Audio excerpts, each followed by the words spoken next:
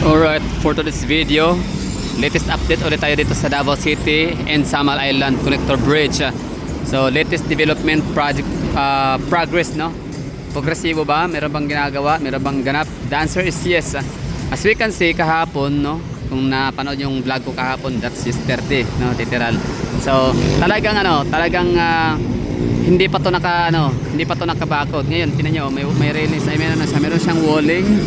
Meron na siyang barrier, no? So ang purpose ko niyan para sa safety ng lahat, no, ng mga tao, mga biyahedor, no, pati ng mga empleyado, mga construction worker ho natin nandiyan assigned sa lugar.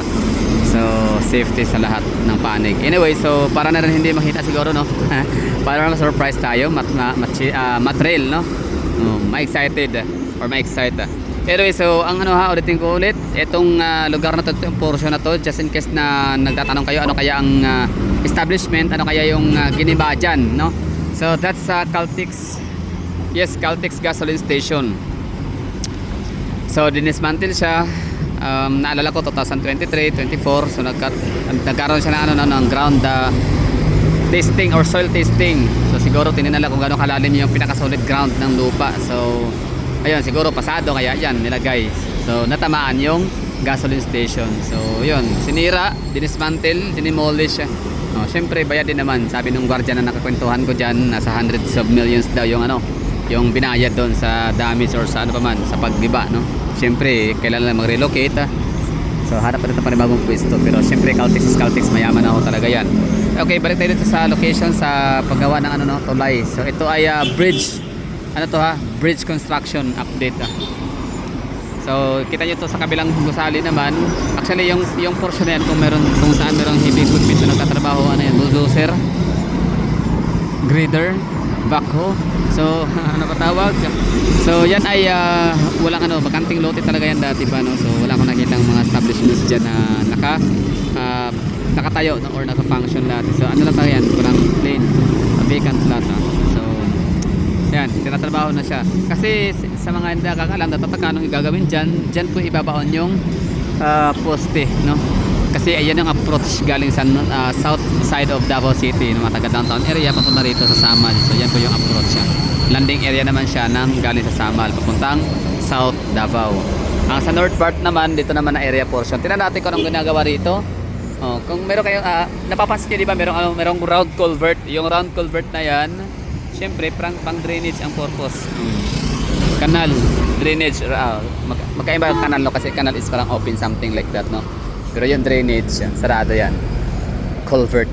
So ito na yun, no? Dati lang to, hindi man siya totally na mga talahiban, no? Yung mga makakapal or malalagong mga damo. Pero yan, vacant lot. So I don't know if it's part of pa rin ba, property ng Ishalar Village.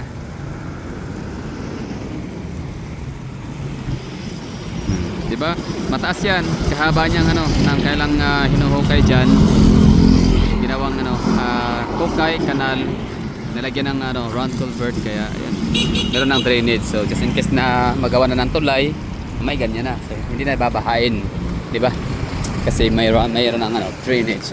So dito naman na portion. So yan, i-continue nila yan. So ibig sabihin, ang ilalagay dyan, ang pinaka first and foremost ay ang round culvert drainage.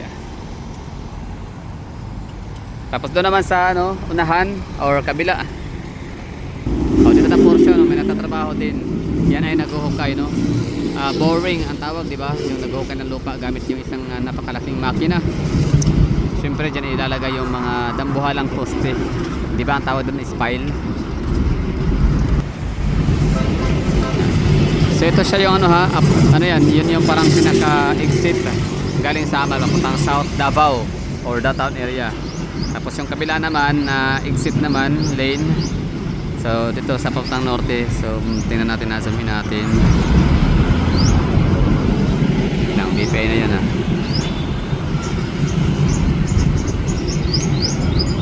ito na building, So dyan na portion, parang may poste dyan.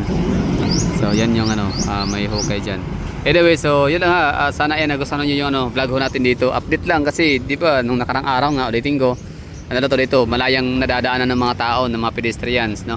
So instead na kaya nang ginawa ng kuya, kung Hindi lang yan nakabakot, kung walang harang yan, panigurado yung mama, dumaan na yan doon sa gitna.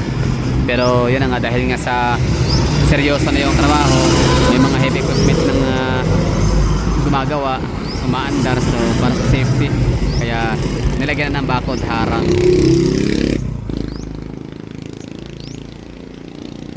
Okay, so speaking naman of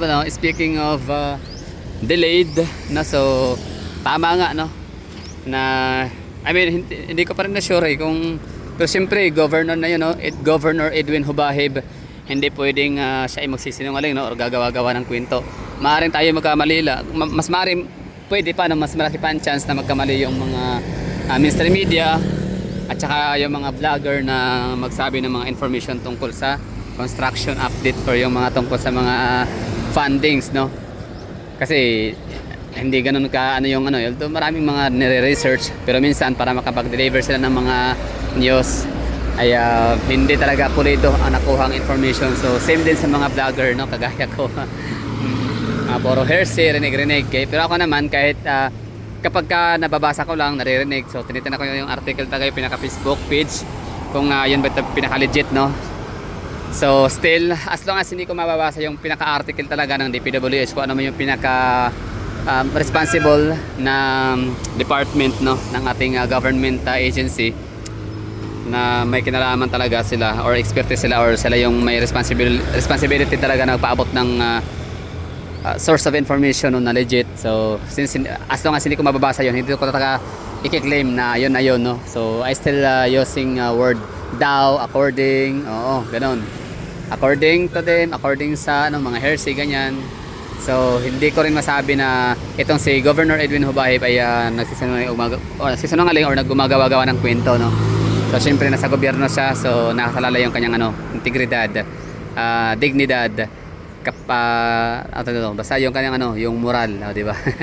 Anyway, so, yun lang. So tingin ko parang sige, sana nga no. So paniwalaan ko si Edwin Hubahib no, si Governor ng Davao del Norte na hindi na ma-stop no. Walang ganong walang katotohanan yung mga ganong balita na magkakaroon ng extension into 2030. So matatapos daw by 2028. So maganda pag no, nakakatuwa. Happy taxpayers. So this is where our taxes go. And at the same time, ito ang bunga ng ating pagpapasya ng eleksyon noong 2016 no. Pinanalo natin yung Mindanaoan ni sa Tatay Digong at ngayon hindi tayo nasisisi kasi nga ito nakatikim tayo ng mga di pangkaraniwang mga proyekto na talagang laging pinapangako na sa atin ng mga tumatakbong Pangulo, Pinoy, Ramos, sino pa ba no? Cory Aquino, di ko alam kung nangako ba si Cory Aquino tungkol sa mga development projects kaya nito. I think si ano lang no ang gumagawa ng pangako. Sino ba, si Pinoy? Sino ba no? I don't know. That in the comment box kung sino ba mga presidenteng nangangako na gagawan tayo ng ano, mga mega projects dito sa syudad ng Davao City. So yun na nga, ulitin ko, maraming thank you Tatay Digong no. Sana magkaroon ka ng chance na mapanood at marinig mo ang mga mga tinig no, yung mga pasasalamat ng mamamayang Pilipino, ordinaryong Pilipino kagaya namin, kagaya ko no. So thank you. 2028 malapit na 'yon no. Ilang tulog na lang, 2028 na, so maraki napakalaking taon yan para sa mga Pilipino kasi mananalo ang presidente si Sara Duterte at the same time ay madadaanan namin ang tulay na to papuntang Samal Island. So hindi kami magsasuffer pa na magpila na napakatagal sa bangka.